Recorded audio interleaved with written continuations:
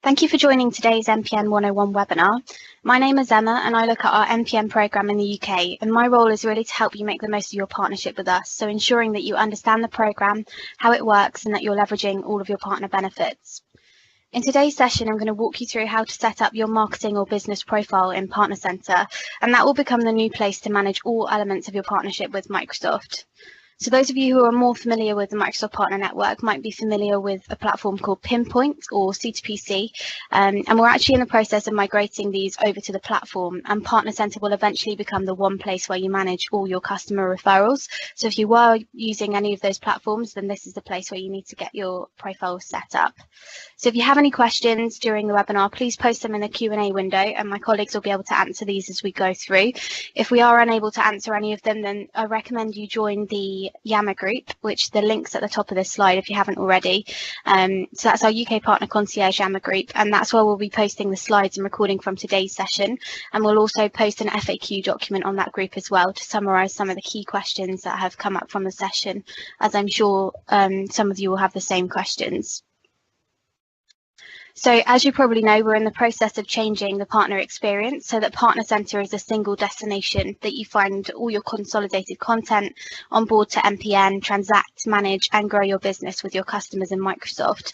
And Partner Centre will power the Microsoft Partner Network. So we're looking to make investments in three kind of distinct buckets. So that's onboarding, transacting and growing. And you probably already heard that we're taking several steps to simplify how you do business with Microsoft so you can really make the most of your partnership. So as one of those many steps that we're taking to accomplish that goal, we're moving to a more unified customer referrals experience, and the new Partner Centre platform will provide you with that one place to manage all your lead sources and make it easier for the right customers to find you. So when you create your marketing profile, the new referrals experience will enable you to connect your solutions with thousands of qualified prospects, articulate your Microsoft solutions and attract more customers. So the first step to creating your business or marketing profile is to actually get access to your Partner Centre, so that you either need to log in or create an account if you don't yet have one. So if you're a CSP partner, then you should already have a Partner Centre account, and it's simply a case of signing in there, and then you should be able to create your profile from there. But if you're, so this is where you can log in. And then it will just ask you to put in your sign-in credentials. But if you're not a CSP partner, then you will need to create an account on Partner Centre first. So you can do this by going to the link at the top of this slide. And it's worth noting that before you create your account, you need to be a global admin on that account. So you'll need to use the username and password that you use to sign into Office 365, Azure or Dynamics CRM. And you'll also need your username and password that you use to sign into the Partner Membership Centre at the moment, because that's linked to your MPN ID. And it will just mean that when the functionality is made available, you'll be able to manage all of your membership and partner benefits through Partner Centre as well. So once you've clicked on next on the page, you just need to sign in with that global admin rights. And if you're unsure about who your global admin is to get the right access, then if you go to the URL on this slide, then follow the instructions given here, you'll be able to see who that is to be able to get the right access. And then once you've signed in, you need to associate your MPN ID with your Partner Centre account, so you'll be able to manage the membership and benefits when they become available in Partner Centre. And then you just need to confirm that the MPN ID, which populates here, is correct, and then select Continue. And then next, you just need to enter your organisation details. So here you'll need to use your legal business name and address. And then the final step is to put in your primary contact details and customer support information. So this is where customers should go so they can easily reach you when they need help or support. So you'll need to enter a website, support email and a phone number here. So once you've completed all of these stages, then you've done the hard bit and you now have a profile set up in Partner Centre. And this is an important step for us to ensure our data is up to date, and that will also improve the way that we communicate with you. So once you've been through that initial setup process, now it's a case of creating that marketing or business profile. So in order to access that profile, you need to navigate to the dashboard. So you can do that by clicking the button in the top right-hand corner of the screen. And you should then select the Referrals button on the left-hand navigation and select Marketing Profiles. And then here you just need to select the country that you want to create a marketing profile for and click create a marketing profile. And within each marketing profile, you can specify up to 5 locations, but it is worth noting that there's no limit to how many marketing profiles you can create. But it's worth noting you do have to update each one of those individually. So if you have a different solution to offer and you want to update your profile, you will need to update each of those for each of the marketing profiles. But as you can see here, I've got 2 marketing profiles to cover France and the UK, and I'll be able to have 5 locations within those. So the next stage is to actually begin writing your marketing profile in a way that showcases your business and your expertise. So you should think about this almost like a second LinkedIn company page, and really think about what your potential customers are looking for and how you can support them. So once you get to that marketing profile, you have to put in your logo, so that can be up to a maximum width of 300 pixels. And then the important piece here is your description. So that can be up to 2,500 characters, and it should really focus on your company's experience with Microsoft specific offerings. So at the moment, the description doesn't filter into the search, as the search function focuses on the partner expertise tags that you add to your profile. And we'll touch on what those look like in a second. But I would still look at including keywords here, so your description grabs the attention of customers and makes it really clear how you can help them. But the first 1 or 2 lines of the description will show up in the customer search before they expand. So it's really important to think about what can you offer your customers, what's your unique value proposition, so that you can lead with what's important, because that's going to be the headline that catches the customer's attention. And I'll show you what that looks like from a customer's perspective shortly. So there's some great resources to help you think about this, and as a first step I'd recommend following the link on this slide to help you think about your value proposition if it's not something that you've thought about already.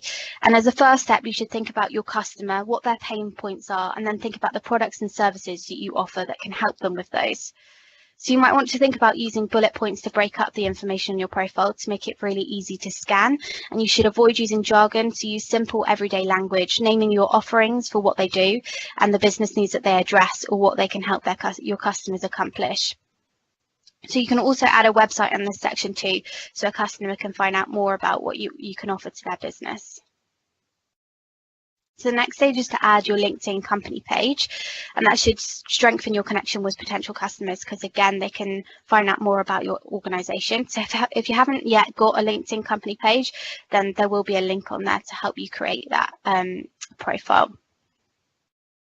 So the next stage, as we spoke about, is adding your partner expertise tags. So this is what that view looks like, and this will filter into the Find a Partner search tool. So when a customer searches for a partner, this is what it's pulling up. So you can add up to 5 industry tags. You then need to specify your Microsoft product offerings, and there'll be a number of options there under that product section, and the type of services that you provide. So do you provide managed services, or perhaps you build your own customer solutions or provide learning services? Then you can do that. And the solution skills and capability section, that's a free text field. So you should really think about what your customers are searching for, because those tags will populate the search function. So you can add up to 30 of those tags. And at the top of this section, you can see the option to allow Microsoft to automatically add or remove expertise tags. And we recommend that you leave this setting checked. And what it means is that as you demonstrate success with customers through Partner Center, or perhaps you're participating in other Microsoft programs or certifications, we'll automatically add endorsements for your specific products, services, and industries that are contributing to your success. However, if there are products that you provide services for that you'd rather not show up in your profile, then you can uncheck that box, of course, and manage your profile manually. And those endorsements will be hidden from your customer's view, but you can add them back to your profile later at any point should you change your mind. And the next step is to identify who is your target customer. So these are the options that are available, and you should really think about the size of companies that you're best at working with, and opt out for referrals from businesses that don't meet that target market. And that will allow you to spend more time on businesses that are a match for the businesses that you prefer to work with, so you can offer them a better service, and it will also make sure that we provide the best customer experience possible. So once you've done that, it's a case of adding the locations to your profile. So as we mentioned, you can add up to 5 of these for each profile, and these should be official company locations that can be validated, and they're central to the markets that you serve. So if you do have more than 5 locations, then obviously you've got the option of creating multiple marketing profiles, and there is no limit to how many of those that you can have. So for example, if you have offices in the US and the UK, then I'd advise creating a separate marketing profile for each and then specifying your office locations within them. And locations close to users will be prioritised in their searches. So the important piece on this section is that you include an email address that's able to be accessed by more than one person, because that's the email address where referrals will be routed through to, and you have a limit of 72 hours to respond to a referral. So it's really important that you're able to action these despite whether somebody's out of the office or not. So make sure that you include an email address there that will go to more than one person. So that is a process for creating your marketing profile, and the next stage is to publish it so your profile shows up in the Partner Finder search tool. So once you've added your locations, you just need to select the publish button at the bottom of the page, and you should allow 24 hours for your profile to then appear in the Partner Finder tool. So you should think of your profile as something to continuously work on as you build out your skills and offerings. And we'd advise keeping your profile in sync with your with your company's web presence. So with every software or service release, you should update your website and your marketing or business profiles to ensure a seamless customer experience. So as we said, if you've created multiple profiles, then you'll need to update each one of those separately if they aren't linked together. So when your profile is published, you will then appear in the Partner Finder tool, and this is what customers will see. So you can play around with how this works by visiting the link on the top left corner of this slide. And when looking for a partner, a customer needs to enter what they're looking for, whether that's that they know they need help with a certain product, or they need a partner that works in a specific industry, or they can even search by a partner organisation name if they've already done their research and know which partner they want to connect with. And as we said, these are based on the tags that you include in your marketing profile. So you then need to specify their organisation size, which again will be matched to your profile, and select a country. So once they've done these stages, they should select go. And at that stage, it will pull up a list of partners, and they can then specify their specific location within the country they've selected as shown. So just click that little globe button, click distance from, and then put in the postcode. And then the partners that are surfaced will then be sorted based on those who are closest to the customer.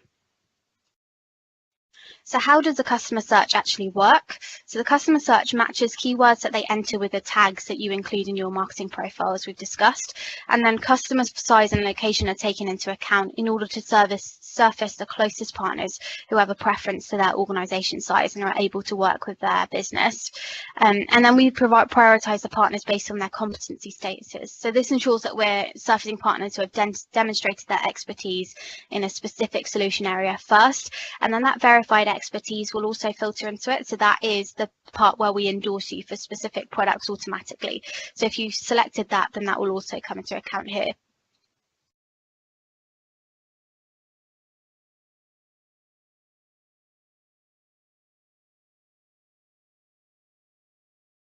So this is what an example partner profile will look like. So you can see that it specifies which competencies you have at both a gold and a silver level, and your description is featured on your profile, but as we said, only the first few lines that you will show here before they need to expand it. So it's really important that you think about what your offerings are and lead with what's important there, as you can see. And then your expertise tags are also shown here, and there's also an interactive map which will show where your office locations are too, so they can figure out where you are based, so see if you're close to them. And then customers can also select more than one provider at a time, and it will take them through to a contact form where they can specify further detail on what their business needs are so that you can help them. So here you can see that a customer selected 3 partners, and that's why it's really important to have an email address on your profile that can always be picked up, because the quicker you action the referrals that come through, that will increase your chances of winning a deal, because obviously there's 3 partners here that are competing for this customer. So now I'm going to touch on how you actually manage the referrals when they come through and what that process looks like. So there's four kind of different sections in the manage referrals section. So you've got new, evaluating, negotiating, and archive. So updating the referral outcome at each stage will inform the system of the deals that work out for you. And you can see at each stage here that there's a time window within which you should respond. And I'd recommend that you don't wait until that time, because the customer is obviously reaching out to more than one partner. So the faster you respond, the higher your chance of winning a deal. And over time, performance will factor into the time taken to report the outcome at each stage. So when a customer reaches out, the referral will be listed under the new tab, and you will receive an email notifying you when a lead comes through. So I'll touch on what that looks like shortly. But as I mentioned earlier, you've got 72 hours to respond, otherwise it will move into the archive section. And at that stage, you won't be able to see the customer contact information. So it's super important that you're prompt with following up on the leads that come through. And the reason for this quick turnaround is to provide customers with a really positive experience. So if you are interested in working on a deal, then the referral will move from the new to the evaluate section, and you'll be able to view the customer contact information here to follow up with the customer. And if the outcome isn't updated at this stage within 7 days, then it will again move to that archive section. And once you accept a deal in the evaluate stage, then the lead will move through to negotiate. And when you've closed the deal, it's really important that you report on the outcome. So if you've won the deal, then you should specify what the deal details are. And if you've lost it, then you should specify what are the reasons for that. And this is a really important stage to complete because it will count towards your performance and will impact future search results for other customers when they come through. So just for context, these are the emails that go through to both a customer and a partner, so you can see what you get access to. So when a customer actually submits a lead, they'll receive an email from the team basically saying that their details have gone through to the partner. And then they'll also receive one when a partner accepts as well, or if a partner is unavailable, as you can see here. And these are the notifications that you get access to. So you'll receive one when a new referral comes through, and the email address that will come from is at the top of the slide. And you'll also receive a reminder email as well if you've not yet picked that up. But again, if you've got that email address going to a number of people, then you'll be able to pick that up and action it pretty quickly. So that brings us to the end of today's session, and I hope that you found it useful. And I recommend that you join our Yammer community using the link at the bottom of this page in order to access the slides and resources from today's session. And we'll also be picking up all the questions that come through then as well. And we will be staying online for a little longer to answer any questions that have come through. But if you do have any further questions, then direct them to that Yammer community and we'll be able to pick those up. But the first link on this slide will take you to actually create your marketing profile. And the second link will take you to support. So if you're having any difficulties with creating your profile at all, then that's the team that will be able to help you there. But that's everything for today, and thank you very much. We'll be online for a little while longer.